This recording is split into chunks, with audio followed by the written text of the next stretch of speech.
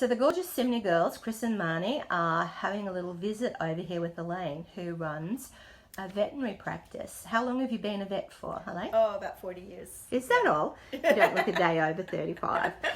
Wonderful. Now, one of the things with our shining a light on invisible illnesses is that we've become aware that those who work within the veterinary science area actually have one of the highest risks of suicide of any profession, which was quite astounding for us to actually understand that. Now, you were sharing a little earlier that you often get phone calls from other vets, sort of tapping into that support network. Can you share a little bit about that extent of, high risk of suicide within the profession? Sure.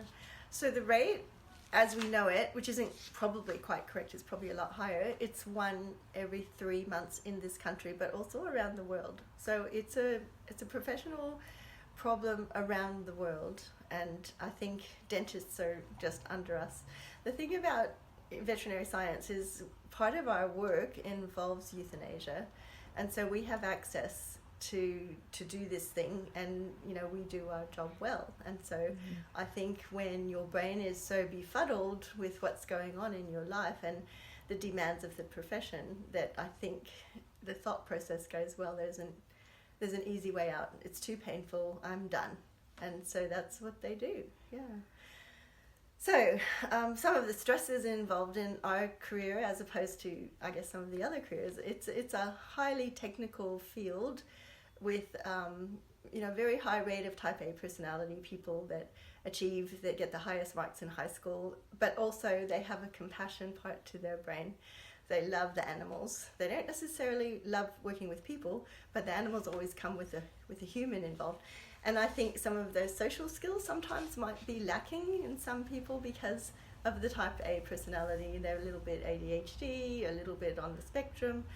And then the social interactions can go awry, and if they're used to achieving in a very high rate, which they are, to top marks in high school and to get into vet school, when something doesn't go as well as it should, to no one's fault generally, but sometimes they blame themselves too much for it, then it eats away at you. Like, you don't keep recounting the positives in your life. It's not a skill that people have. They have the negative skill. It's like, oh, that was bad. What did I do? What could I have done better? And why did that happen? And it's all my fault, and I'm bad. So that's a wrongful way to think. And when 90% of the time it goes well, and there's maybe 10% something didn't go quite right that you wish didn't happen, you can't actually change what happened, but you can change your approach to it. And I think these are skills that need to be taught, and they need to be taught from quite a young age, I think.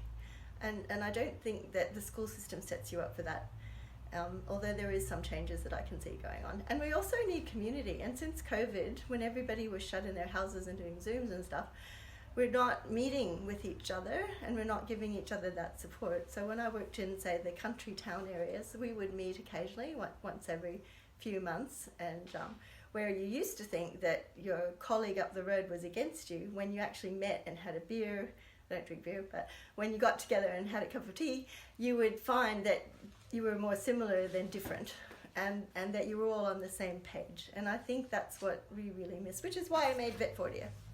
So I made this Vetfordia thing because a friend of mine committed suicide last year, September, and he was bright and funny and amazing, kind of like the Robin Williams type of person in the crowd. Everybody wanted to be with him.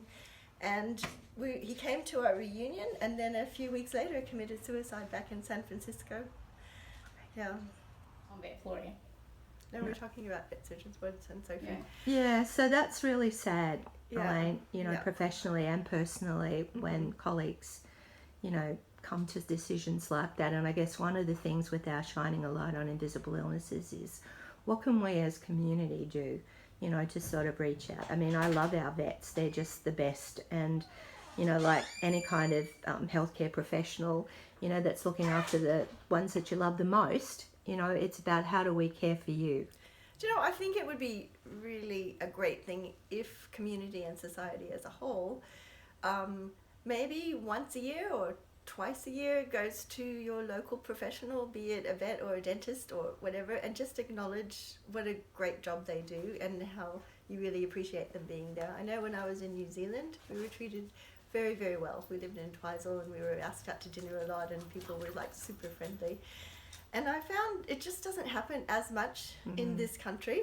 I think we have a bit of a tall poppy syndrome here, and people kind of take you down a plank instead of building you up. So I think even if you just stopped by with some home-baked cookies and dropped into your local vet practice and said, oh, thank you for looking after Spot, and I just really appreciate that you're there and you're doing such a great job.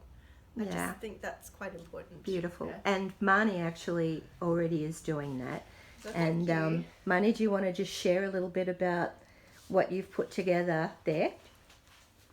I just think we need to thank, as Elaine said, we need to thank our vets and our young vet nurses as well and staff. Oh yeah, the nurses are amazing. Yeah. So once a year, usually around Christmas time, I go and visit our local vets, take them one of my thank you cards and a big box of chocolates, Yeah. which I know they probably don't need, but they all enjoy. We need Christmas in July. Yeah, Because we get lots at Christmas. I'll spread it round. Yeah, we need that. But I think people just need to be kind. Yes. You know, that's why the Swifties are doing so well. Hey, Taylor Swift, you know, she says nice things to people. I've watched her lately. And it's like, oh, you look great today. You've got a great dress on. Where did you get that? I like the way you've styled your hair. Like, people just don't do that. No. And I think we all need to do that. I think you need to be noticed and you need to be acknowledged. Yeah. Well, we have a big focus with World Kindness Day coming up in November to be doing exactly what you're saying, Good.